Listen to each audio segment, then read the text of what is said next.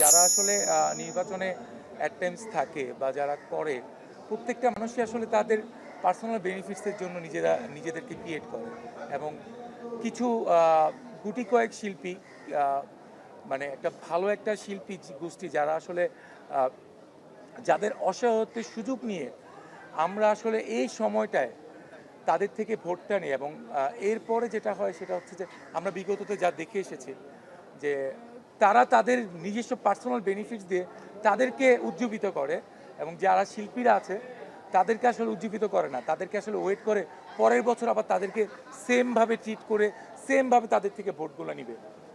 মানে আমরা দেখি যে নির্বাচনের আগে একটা সপ্তাহ এখানে একটা মজমা বসে, এখানে মজমা বসে, এখানে কনভেন্স দেওয়া হয়, এখানে 3 বেলা খাবার দেওয়া হয়, এই জিনিস আমি তো বললাম মানে ইটস লাইক পার্সোনাল। ভোটটা যখন নেয় আপনারাই বলেন না, আচ্ছা ভোটটা যখন নেয় তখন অনেক কিছু করা হয়, বাট এরপরে 2 বছর যদি এতটাই আন্তরিক হয়ে যায় সেই ক্ষেত্রে এই 2টা বছর কেন তারা এই নোংরখানাটা খুলে রাখে না, এটা আমার প্রশ্ন। মানে কেন বেসিক্যালি তাদের জন্য রেগুলার ওপেন করা থাকে না? আপনারা তো বলেন অসহায় শিল্পীদের জন্য অনেক কিছু করছেন, তাহলে কেন অসহায় শিল্পীদের জন্য স্পেসিফিক কোনো ওয়ে ক্রিয়েট হয় না? লাইক আমি যখন করতে চেয়েছিলাম আমি স্পেসিফিক কিছু ওয়ে ক্রিয়েট করতে চেয়েছিলাম, যেটা আসলে আলটিমেটলি আমার হয়নি। সো বাট প্রত্যেকটা মানুষই তাদের পার্সোনাল বেনিফিটস ক্রিয়েট করে। সো আর এখানে অনেকে আছে যারা শিল্পীই না, তারাও দাঁড়ায়। মানে বেসিক্যালি আমরা ভোট দিতে আসি আমাদের মনের শান্তির জন্য, এই একটা সময় সবার সঙ্গে দেখা হয়, এছাড়া দেখাটা হয় না।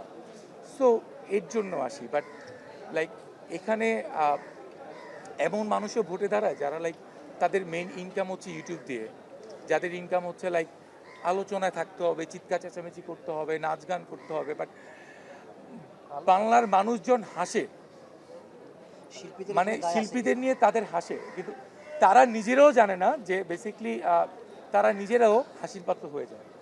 সো আমার কাছে বিনীত অনুরোধ একটাই থাকবে, যারা শিল্পীরা আছেন, যারা বয়োজ্যেষ্ঠ আছেন, তারা দায়িত্বটা নিজ থেকে নিয়ে নেন, নিয়ে আমাদেরকে ডিরেকশন দেন, তাহলে হয়তোবা এই জায়গাটাতে একটা ভালো কিছু সুন্দর কিছু আমরা দেখতে পাবো। আমরাও চাই শিল্পী সমিতিতে এসে আড্ডা দিতে, আগের মতো করে সবাই মিলে একটা কোলাবোরেশন করতে। বাট আমি কথা দিচ্ছি যে আমি তো এবার শিল্পী সমিতিতে নেই, বাট আমি সমিতির বাইরেও আমাদের যারা শিল্পীরা আছে তাদের জন্য নতুন কিছু করব। আমি শিল্পীর বাইরে।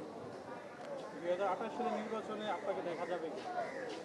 এইটা শিল্পী সমিতির লোকজন বলে দিবে, যারা শিল্পী তারা বলে দিবে। যদি তারা বলে আগেরবার যখন এসেছি তারাই আমাকে নিয়ে এসেছিল তাই এসেছিলাম, আবার যখন তারা বলবে যে হ্যাঁ বাপ্পি তুমি আসো, তোমাকে আমাদের প্রয়োজন, কিন্তু সেই ক্ষেত্রে আমার কিছু শর্ত থাকবে। অ্যান্ড লাইক আমি অঙ্গীকারনামা প্ল্যান করেই আসবো যে হ্যাঁ আমি তাদের জন্য কাজ করব, এই প্ল্যান করে আসবো। লাইক কাজ করব মানে আইসা নিজেকে হতাশ করতে চাই না আসলে। আমার এখানে টাকার জন্য আসা না, মানে পার্সোনাল বেনিফিটস যারা এখানে নেয়ার জন্য আসে আমি তাদের জন্য আসি। মানে এই বেনিফিটসটা আমার দরকার নেই, আমি আল্লাহর রহমতে ভালো আছি।